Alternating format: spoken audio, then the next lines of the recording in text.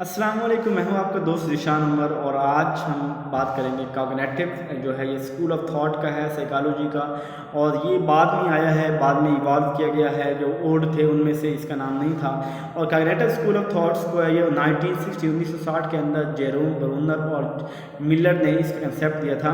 और ये जो है कॉग्निटिव वाले, जो कॉग्निटिव का ताल्लुक क्या है, दिमाग के साथ है, माइंड के साथ है, इंटेलेक्ट के साथ है। ये वो लोग हैं जो है ना चीज़ों को रीज़न देते हैं। ये हर चीज़ को यानी प्रॉब्लम को सॉल्व करना है, माइंड को यूज़ करेंगे, हर चीज़ को लॉजिक देंगे, हर चीज़ को रीज़न देंगे, हर चीज़ को माइंड के ज़रिए, दिमाग के ज़रिए हर चीज़ को एनालिसिस करेंगे।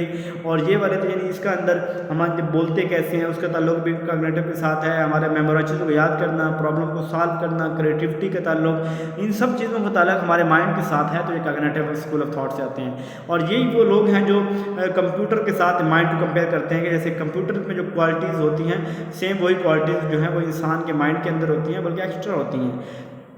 यानी माइंड जो है वो रिसीव भी करता है, वो इस इंफॉर्मेशन को प्रोसेस भी करता है, उसको ट्रांसफॉर्म करता है, उसको स्टोर करता है, जब ज़रूरत उसको रिट्रीव करता है। इन सारे काम जो कंप्यूटर वाले होते हैं वो दिमाग कर रहा होता है, और लैंग्वेज भी इसके रिलेटेड होती है।